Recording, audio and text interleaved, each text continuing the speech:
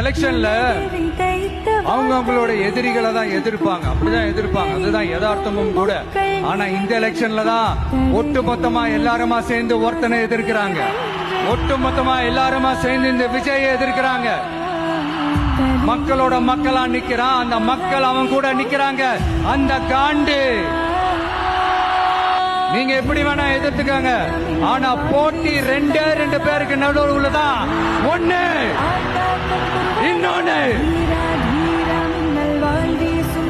மக்களை நேசிக்கிற விஜய் வேணுமா, மக்கள் விரோத ஆட்சி நடத்துற ஸ்டாலின் சார் வேணுமா?